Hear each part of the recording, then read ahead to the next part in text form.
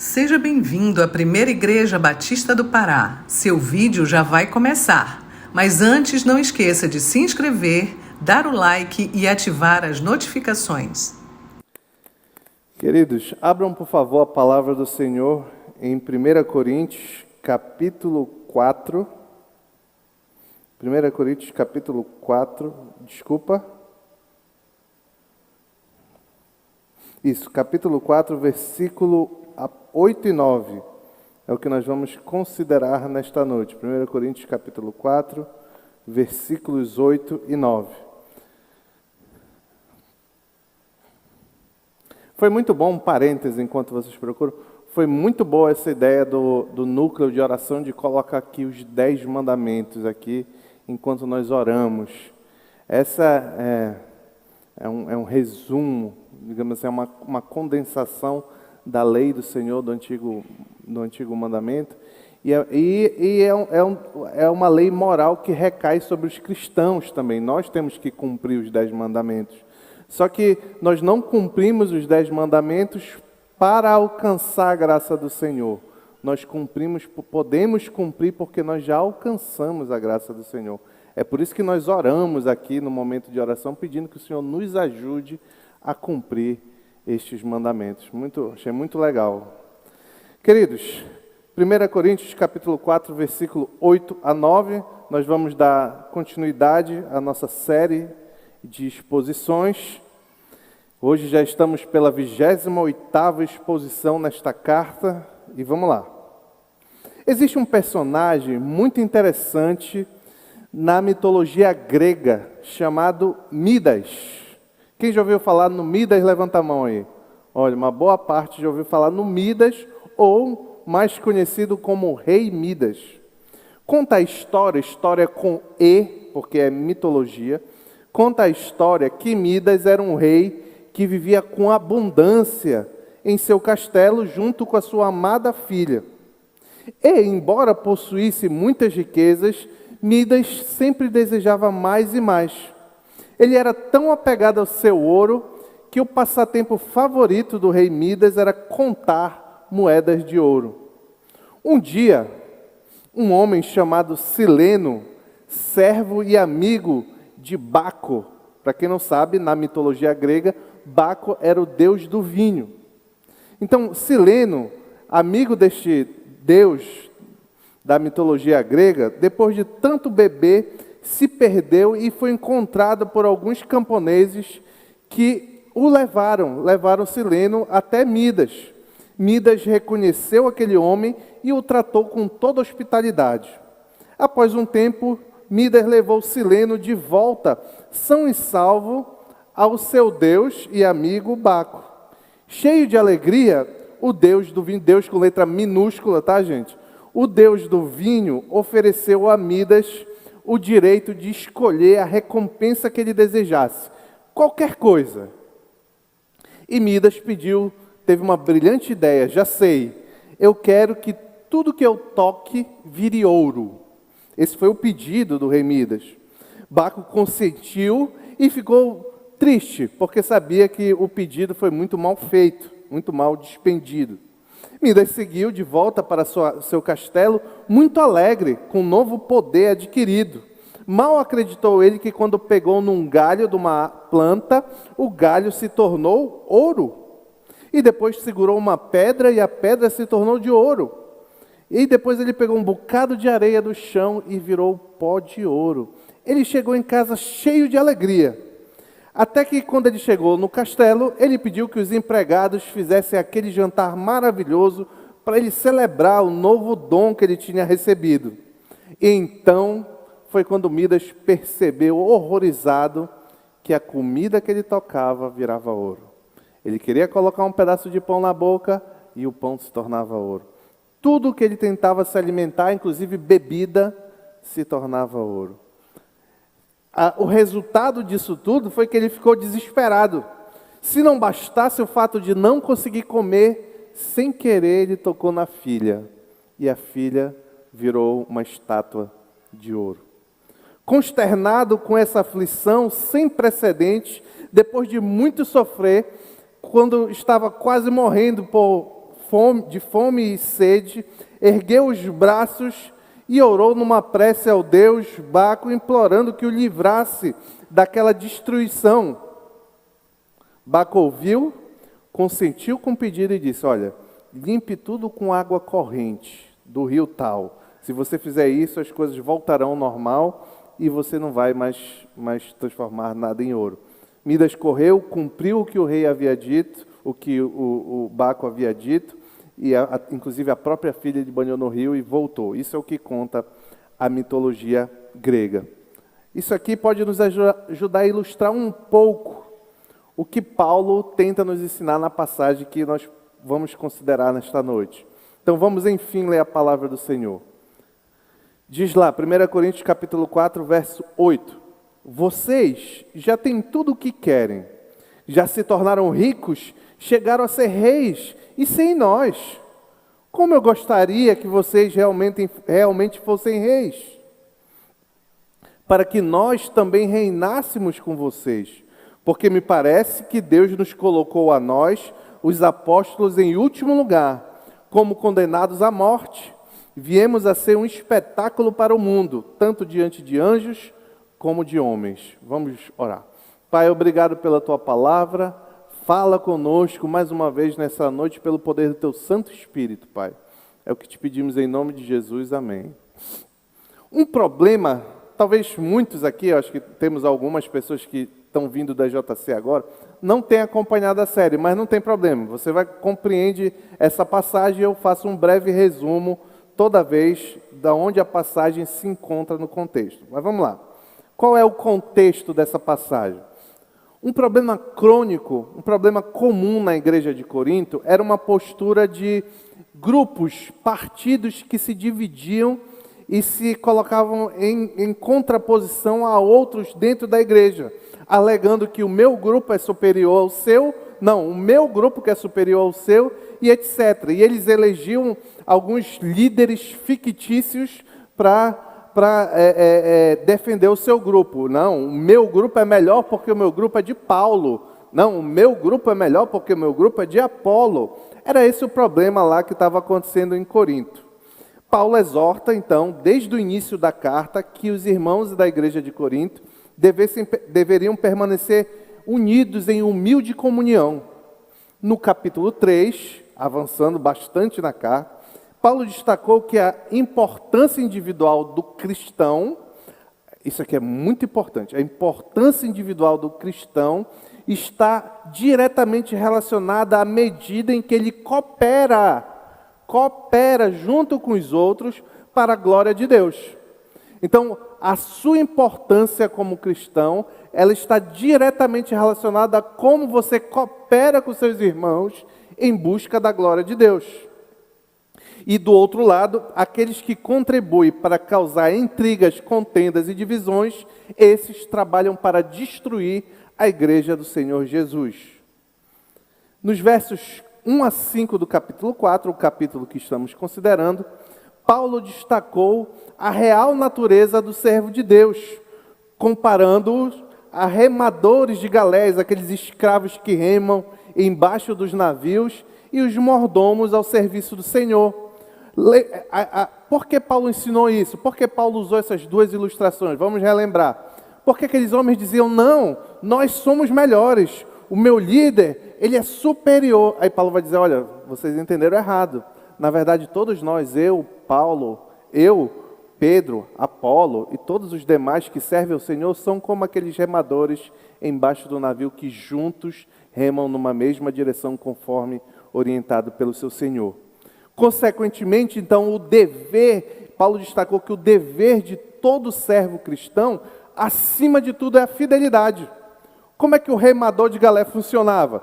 Ele estava remando lá embaixo e quem dava o ritmo da remada era o mestre que ficava com um tambor na frente do navio. Então, o ritmo da remada, se ia remar mais um lado, se ia remar mais um outro, era dado pelo mestre. Então, Paulo usou essa imagem, essa ilustração para dizer, olha, nós só fazemos o que o mestre manda. Na última mensagem, nesta série de exposições, vimos que essa postura de dividir, de formar grupo e etc., na verdade, expõe um orgulho completamente dissociado da realidade. Afinal, como diz lá Paulo em 1 Coríntios, capítulo 4, versículo 7, volta um pouquinho, lê o versículo 7, um texto que todo mundo deveria ter marcado na Bíblia, 1 Coríntios, capítulo 4, verso 7. Pois, vou juntar aqui a ideia de Paulo no texto.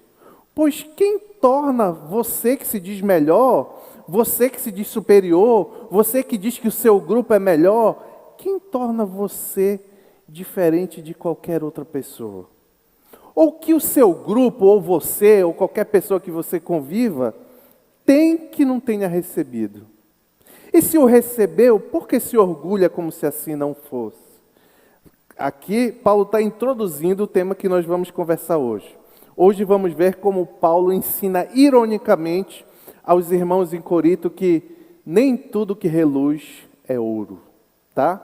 E o primeiro ponto eu chamei de o apostolado segundo os tolos. Está lá no verso 8. Vou repetir. Vocês já têm tudo o que querem? Já se tornaram ricos? Chegaram a ser reis e sem nós? Como eu gostaria que vocês realmente fossem reis, para que nós também reinássemos com vocês. Para melhor compreensão deste verso, precisamos notar como ele é carregado de ironia.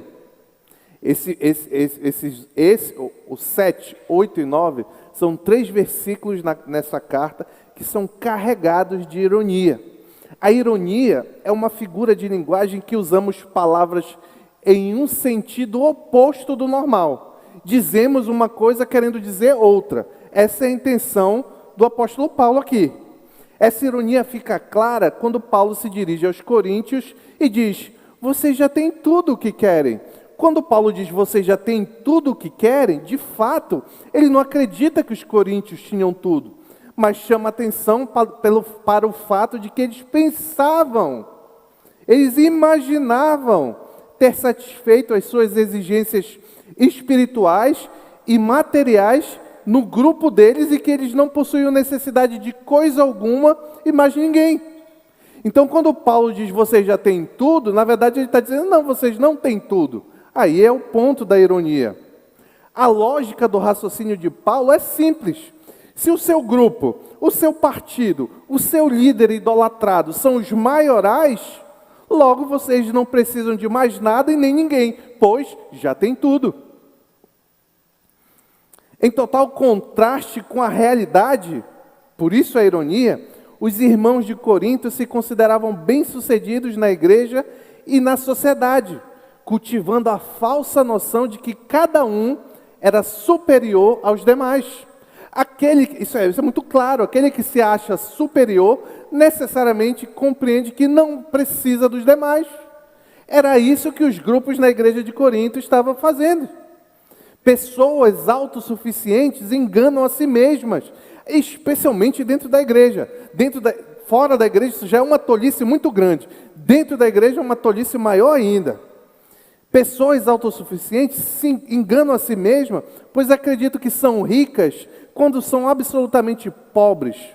Por isso, Paulo prossegue dizendo: já se tornaram ricos? No livro de Apocalipse, nosso Senhor Jesus repreende claramente este engano e seus consequentes comportamentos. Ele diz lá no capítulo 3, versículo 17: você diz, estou rico, adquiri riquezas e não preciso de nada. Não reconhece, porém, que é miserável, digno de compaixão, pobre e cego e que está nu. Caso alguém não tivesse compreendido, então, até aqui, o tom irônico destas palavras, Paulo escancara por meio de um contraste que ele apresenta a seguir. Olha o contraste, volta para o nosso texto. Eu estou acrescentando vocês para melhor compreensão. Vocês chegaram a ser reis, e sem nós. Parafraseando, o que Paulo está dizendo é: vocês são reis e nós, os apóstolos e líderes, não somos. Aqui Paulo vale-se de expressões que circulavam entre os filósofos estoicos daquela época. Tais filósofos, você não precisa decorar, memorizar, nada disso, tá? Só entender o pensamento. Tais filósofos orgulhavam-se de serem autossuficientes. E os coríntios, aparentemente, estavam sendo influenciados pelo ensino filosófico da época, onde homens se declaravam autossuficientes e eles estavam trazendo essa autossuficiência para dentro da igreja.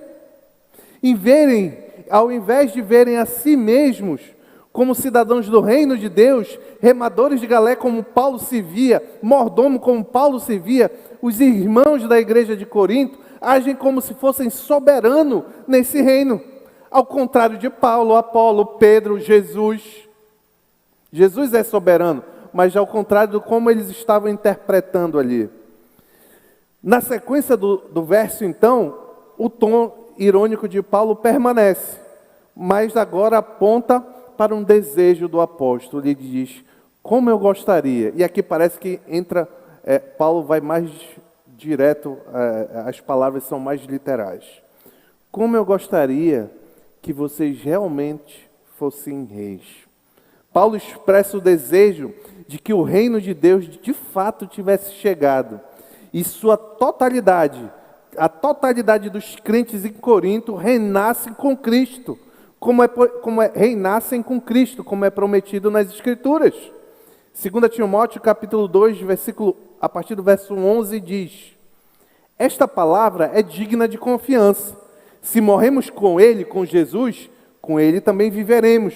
Se perseverarmos, com Ele também reinaremos.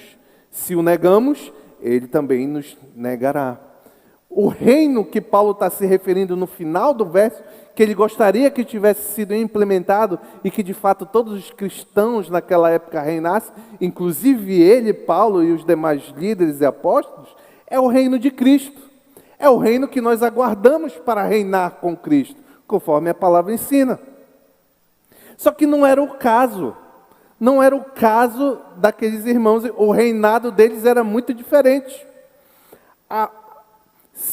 Apolo e Pedro, certamente, assim como Paulo, estariam reinando com os coríntios na glória. Mas a realidade era o oposto. Eles eram reis que excluíam uns aos outros. A lógica é muito simples. Olha lá, quando vier o reino de Cristo, todo aquele que perseverar, que resiste até o final, todo aquele regenerado em Cristo Jesus, reinará. Eu não sei explicar exatamente como é esse reinado, mas é o que a palavra, nós acabamos de ler na palavra. Reinará. No entanto, segundo o entendimento da igreja de Corinto, um reinava e o outro era menor. Não, quem reina é o time de Pedro, mas o time de Paulo não reina. Quem reina é o time de Apolo, que a oratória dele é muito melhor que a de Paulo. Não, quem reina é o time de Paulo, porque foi ele que escreveu as cartas, ou qualquer coisa assim. Então, a ideia é o completo oposto do que a palavra ensina do momento em que os cristãos irão reinar do Senhor. O reino daqueles divisionistas era, por isso, o próprio grupo, enquanto o reino que Paulo, Apolo e os demais líderes esperavam é o reino que nós devemos esperar, o reino celestial. E aqui algumas lições, várias lições para mim e para você. Primeiro, é um grande engano, fruto da soberba, não compreender que tudo que nós temos recebemos do Senhor, inclusive nossos irmãos em Cristo. Meu querido, olhe para a pessoa do seu lado, para a sua frente, atrás de você. Essa pessoa, se é seu irmão em Cristo verdadeiramente, se Cristo morreu por ele na cruz do Calvário, Cristo nos deu como irmãos uns aos outros, para que juntos nós nos apoiássemos. Nós precisamos dos nossos irmãos na comunhão da igreja, assim como os nossos irmãos precisam de nós. É isso que Paulo está ensinando. Ou será que Deus colocou o irmão errado aqui na igreja? Sem querer ele errou, tropeçou, botou um que você não gosta, foi Deus que errou, certamente. Não foi você. Não é você que está fazendo errado, não. Foi Deus que botou errado aqui. Aí você tem que só se resolver agora com o seu grupinho. Só pode ser isso. Ou foi Deus ou foi você que errou. O ponto é que nós somos conduzidos por Deus para abençoar uns aos outros em comunidades locais e igrejas como essa aqui. O EJC, o Encontro de Jovens, quem não fez não sabe nada, não fale, mas quem fez entende como ali nós experimentamos um pouco desse amor, para não dizer muito. Nós experimentamos. Se não fosse assim, se fosse partir da ideia de Corinto, então perdia todo o sentido. Não, eu não vou fazer isso porque aquele lá não é do meu grupo. Já pensou? Outra aplicação, atrapalhar esse apoio mútuo. Ou seja, como eu posso atrapalhar esse apoio mútuo, pastor? Participando de grupinhos, formando grupinho, participando de grupinho, grupos que atrapalham a integração dos demais, falam mal uns dos outros, que não são receptivos com o de fora. Isso é um claro exemplo de uma formação de quadrilha. Se uniu para pecar. Se você está dentro de um grupo que comete isso aqui, eu vou repetir, que foi formado na igreja para atrapalhar a integração, fala mal dos outros, não perdoa os outros, não pede desculpa pelos perdões, não são receptivos com o de fora, você se reuniu para pecar. É um grupinho, é uma gangue. Você não é grupo, é gangue, o nome disso. Isso está em clara oposição à Escritura. O que a Escritura ensina? Gálatas 6, 2, 3. Levem os fardos pesados uns dos outros. Tem uns que queriam reescrever esse texto. Queria colocar assim: leve o fardo pesado daqueles que vocês acham legais. Daqueles que são bacana. Não é isso que diz o texto. O texto diz: levem os fardos pesados uns dos outros. E assim, se fizerem isso, cumpram a lei de Cristo. Se alguém se... Aí olha lá. Aí olha a cutucada do apóstolo Paulo. Se alguém se considera coisa alguma, não sendo nada, engana-se a si mesmo.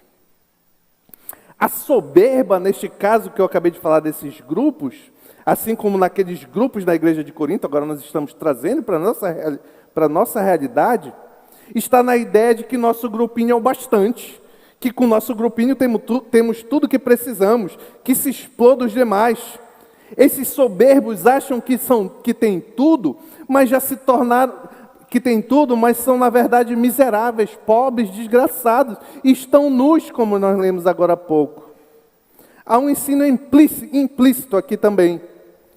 A satisfação plena dos cristãos não deve ser depositada em grupos de pessoas, em reconhecimento ou qualquer outra coisa, mas em Deus e no desejo último do crente de estar com Cristo. Esse foi o testemunho de Paulo. Paulo diz lá em Filipenses capítulo 1, verso 23 a 24. Olha como a mentalidade e a forma de viver de Paulo é o completo oposto desse comportamento aqui que ele está condenando. Ele diz assim: olha, eu estou pressionado dos dois lados. Desejo partir, desejo santo de Paulo, desejo partir e estar com Cristo. O que para mim é muito melhor. Tá certo, até aí tudo bem. Por que está ao contrário, pastor? Lê o próximo verso. Contudo, isso está em Filipenses 1, 23 e 24. Você podia até marcar. Contudo, apesar de ser melhor para mim morrer e ter com Cristo, é mais necessário, por causa de vocês, que eu permaneça no corpo. Enquanto a igreja de Corinto, a vontade do seu grupo, o desejo do seu grupo prevalecia sobre os outros, aqui Paulo está ensinando um testemunho oposto, que o desejo dele, que era melhor para ele partir e ter com Cristo, ele deixa de lado momentaneamente para que com dor, com sofrimento, porque era mais necessário que ele permaneça no corpo por causa dos irmãos. Paulo suprimia seus desejos internos em prol dos outros, em direta concordância com o testemunho de Jesus Cristo. Por que Paulo fazia isso? Porque ele viu o exemplo de Cristo. Olha o que Cristo fez. Mateus 26, 39. Indo um pouco mais adiante, prostrou-se com o rosto em terra e orou: meu Pai, isso aqui na antessala da crucificação. Meu Pai, se for possível, afasta de mim esse cálice. Olha a vontade do Cristo humano aqui. Contudo, não seja como eu quero, mas sim como tu queres. Olha como o exemplo de Paulo, que reflete o exemplo de Cristo, é muito diferente do exemplo que aquela igreja de Corinto estava adotando e que muitas vezes nós adotamos também. Segundo ponto, o apostolado segundo os apóstolos. Se nos versos 7 e 8 do capítulo 4, Paulo recorreu à ironia, agora ele vai apresentar a realidade. E a realidade da sua condição apostólica. Ele diz o seguinte: porque me parece que Deus nos colocou a nós, os apóstolos, em último lugar, como condenados à morte. Viemos a ser um espetáculo para o mundo, tanto diante de anjos como de homens. O que Paulo está querendo dizer aqui? Paulo quer destacar que a condição de um apóstolo é a oposta da idealizada pelos coríntios. Eles não eram como reis. Ao invés disso, de estarem em posição elevada, os apóstolos, eles estavam na posição mais baixa, sofrendo perseguição e morte. Paulo não está sendo crítico nem murmurando, mas ele compreende e está expressando a realidade do chamado apostólico, bem como do chamado dos líderes, pastores, presbíteros e etc. Na sua experiência, Paulo foi submetido à ridicularização, ódio, maus tratos físicos e verbais, sem falar na possibilidade da morte, vivendo como, em último lugar, como condenados à morte. Está aí no nosso verso. Quando Paulo diz em último lugar, a receptividade dessa expressão lá na igreja de Corinto é completamente diferente da que nós temos. Você sabia disso? Sabe por quê? Porque essa expressão em último lugar traz uma vívida ilustração à mente dos destinatários naquele contexto de uma parada de vitória militar. Eu imagino que vocês já viram em filme que quando um exército vence uma grande batalha lá na Idade Média, aí eles vêm chegando, os vitoriosos vêm entrando na cidade. Pois é, os que vêm em último lugar nessas paradas militares, eles eram aqueles que foram capturados do povo conquistado. E eles vinham em último lugar, como para que todo mundo visse eles derrotados, e depois estavam destinados à morte, ou por mão humana, ou pelos dentes das feras. Então, quando Paulo diz assim, olha, nós estamos em último lugar, é a isso que Paulo está se referindo. Logo, a condição dos verdadeiros seguidores de Jesus não trazia o aplauso dos homens, mas sim perseguição. A vida de Paulo foi um grande exemplo disso, um grande espetáculo para o mundo, como ele diz. Paulo empregou aqui, quando ele diz espetáculo para o mundo, a palavra teatron do grego. Eu não falo grego, tá? Mas essa é a transliteração. Teatron, do qual deriva o termo teatro. Essa é a mesma palavra que aparece 2 vezes em um relato que Lucas faz de um tumulto em Éfeso, no qual os companheiros de Paulo foram arrastados para o teatro como espetáculo para o povo. Nessa passagem, resumidamente, Lucas narra que houve um grande tumulto por causa daqueles que eram do caminho. Se você não sabe quem eram os do caminho, era como os cristãos eram conhecidos na igreja primitiva. Esse tumulto aconteceu porque em Éfeso, foi onde aconteceu o tumulto todo, o comércio de ídolos, imagens de deuses pagãos, era muito lucrativo. Porém, Paulo chegou lá naquela cidade e começou a ensinar. E muitas pessoas criam no Evangelho e por isso deixavam de comprar ídolos, de seguir aquela idolatria, porque Paulo ensinava que deuses feitos por mãos humanas não são deuses. Como consequência, os adoradores de Ártemis que lucravam com a venda de ídolos ficaram preocupados com o prejuízo financeiro e religioso que Paulo poderia gerar. E eles concluíram lá em Atos 19, 27. Não somente há perigo de nossa profissão perder a reputação, perder dinheiro, não vou vender, se ninguém acreditar mais que as imagens são deuses, ninguém vai comprar. Então, não havia somente o perigo de perder a reputação, mas também de o templo da grande deusa Ártemis cair em descrédito. E a própria deusa, adorada em toda a província da Ásia e em todo o mundo, ser destituída de sua majestade divina. Diante dessas possibilidades, o povo ficou furioso e arrastou para o teatro da cidade Gaio e Aristarco, 2 companheiros de viagem de Paulo. Quando Paulo ficou sabendo, ele quis ir lá com seus companheiros, mas não lhe foi permitido pelos demais discípulos. Depois de muita confusão e envolvimento das autoridades locais, o tumulto foi controlado e todos foram liberados. Mas logo após esse acontecimento, Paulo e seus companheiros de viagem foram embora de Éfeso. Lembrem que teatro, teatro no contexto das cidades romanas, não é o teatro da paz, não é igual aqui, como se fosse isso aqui fosse um teatro, por exemplo. Não, é aqueles no meio da rua, onde aqui na praça tem um anfiteatro, que lembra muito bem a ideia aqui. Então, ali eram levados homens que iam ser humilhados, às vezes homens que iam ser torturados, mortos e etc. Se os coríntios parassem, então, um momento para refletir sobre a vida dos apóstolos de Cristo, teriam de admitir que estes viveram de forma oposta de reis e de monarcas reinantes. Pois diante de todos os apóstolos de Jesus, diante de todos, os apóstolos de Jesus, tanto diante de anjos como de homens, como diz o nosso texto, foram marcados por sofrimento. Por exemplo, Pedro foi crucificado de cabeça para baixo, diz a tradição, Paulo decapitado, Tiago foi atirado de cima do cenáculo, ou seja, de cima de uma casa do templo, do ponto mais alto do templo, e não morreu na queda e mataram ele a paulada. João foi jogado em um caldeirão fervendo e etc.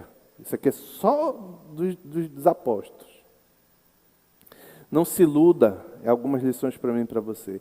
Não se iluda com aparências. Ser chamado para pastor, missionário, evangelista envolve dor e sofrimento. Não se engane achando que é uma experiência de fama e paparicos. Eu lembro um detalhe, eu aprendi isso muito cedo, quando eu comecei a ser chamado para pregar aqui nessa igreja. No primeiro dia que eu fui chamado para pregar nesse culto. Isso aí tem muitos anos, o culto acontecia só aqui nesses 2 bancos aqui. A minha esposa vai lembrar bem dessa história. Eu fui chamado para pregar aqui e preparei ali. Foi horrível a pregação, gente. Mas o Senhor tem misericórdia. Mas eu me preparei. E na véspera de acontecer, o meu avô, com quem já morreu, eu tinha muito contato, foi para a UTI, estava entre a vida e a morte. E aí eu já experimentei só um pouquinho, uma gota do que esses homens experimentaram. Tipo assim, o que eu faço? E era entre a vida e a morte. Aí eu falei, meu amor, você faz o seguinte, nós vamos para a igreja. Se algo acontecer com podia ser a qualquer momento, se algo acontecer com meu avô, você vai para lá e eu vou terminar aqui a missão que foi proposta e depois eu vou para lá. Graças a Deus não aconteceu nada naquele dia, alguns dias depois ele veio a falecer. Mas isso é só uma gota, é um exemplo. Às vezes você pode olhar alguém pregando, olha, bacana o microfone aqui e tal, e achar que é idolatrar homens que fazem isso. Não, não faça isso. Todo mundo tem o seu chamado, é Deus que dá o chamado a cada um. E como no seu trabalho, o meu não é diferente, o do pastor Raik, do pastor Paulo, envolve muitas vezes dor e sofrimento. Essa foi a realidade de Paulo, foi a realidade de Cristo, quem dirá de nós. Tá certo? Segundo, não se assuste com isso. Foi Deus que planejou assim. Veja como Deus descreveu o chamado de Paulo para Ananias. Atos 9, 15 e 16. Ananias, quando Paulo ficou cego lá no caminho de Damasco, Deus separou esse homem para ir lá orar com Paulo, Ananias. Aí essa passagem está nesse contexto. Saulo, ainda era Saulo naquela época. Mas o Senhor disse a Ananias, este homem é meu instrumento escolhido para levar meu nome perante os gentios e seus reis, e perante o povo de Israel. Aí olha qual era o chamado de Paulo, olha o que vinha junto. eu mostrarei a ele, Deus vai mostrar a Paulo, Jesus vai mostrar a Paulo o quanto ele deve sofrer pelo meu nome. Não se iluda também achando que é só pastor, ou missionário, ou evangelista que deve sofrer pelo nome de Jesus. Aqui que é o ponto, aqui é a principal aplicação desse segundo ponto aqui. Não é só pastor, missionário e qualquer coisa que seja que deve sofrer pelo nome de Jesus. Olha o que Pedro ensina. 1 Pedro 4, 13 e 16. Mas alegre-se, 1 Pedro 4, 13 a 16. Mas alegrem-se na medida que participarem. Alegrem-se quem? Todos os cristãos. Na medida que participarem dos sofrimentos de Cristo, para que também, quando a sua glória for revelada, vocês exultem com grande alegria. Se vocês são insultados por causa do nome de Cristo, felizes são vocês, pois o Espírito da glória, o Espírito de Deus, repousa sobre vocês.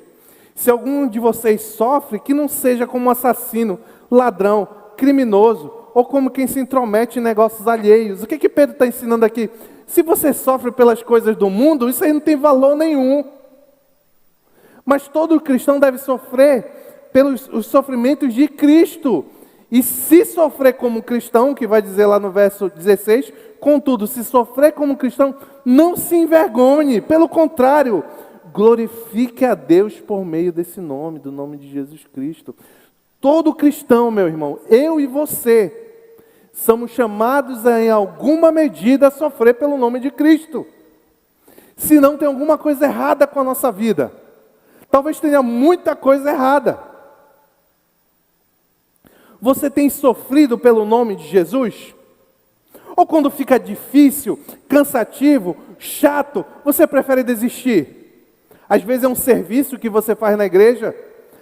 Às vezes é evangelizar uma pessoa que você se propôs, mas aí ficou meio difícil. Ah, não, isso aqui já deu para mim. A tendência, meus irmãos bíblicos, ensino bíblico, a tendência é piorar. Um grande problema da igreja brasileira, sem exceção, inclusive a nossa, é que nós estamos acostumados com conforto. Eu duvido, se nós teríamos, no sábado à noite, a igreja como está cheia de jovens, se não tivesse ar-condicionado nessa igreja. Eu duvido. Porque nós estamos habituados. Nós queremos, se fica um pouco difícil, eu desisto. Se Paulo fosse assim, a gente não estava aprendendo da palavra de Deus agora. Note que participar, e aqui é muito importante, note que participar dos sofrimentos de Jesus é requisito. Requisito para quê, pastor? Está lá no texto. Para que também, quando a sua glória, a glória de Cristo, for revelada, vocês exultem com grande alegria. Tem muita gente que quer a glória revelada. Tem muita gente que quer a glória revelada. Mas o que esse texto aqui, que Pedro está ensinando nesse texto, é que a glória vai ser revelada para aqueles que participarem dos sofrimentos de Cristo também. Concluindo, assim como o rei Midas se enganou, achando que transformar tudo em ouro era a satisfação de seus anseios e acabou encontrando dor e sofrimento, assim também os coríntios se enganaram achando que em seus ídolos monárquicos, ou seja, os seus líderes imaginários ali, porque eu já disse algumas vezes, aqueles homens não estavam lá, nem Pedro, nem Apolo. Pedro parece que nunca foi em Corinto. Então, assim como os coríntios se enganaram, achando que em seus ídolos monárquicos viviam somente as benesses do cristianismo, mas na verdade esses líderes experimentaram muita dor e sofrimento. A continuidade nas práticas divisionistas da igreja em Corinto parecia valioso para eles, mas era o ouro dos tolos, que parece precioso, mas não tem valor algum. Que nós sejamos diferentes, juntos buscando a glória de Deus e seguindo o exemplo de Jesus, como Paulo ensinou para a glória de Deus em Romanos 15:7, eu concluo. Portanto, Acolhei-vos uns aos outros, como também Cristo nos acolheu, para a glória de Deus. Em nome de Jesus, amém.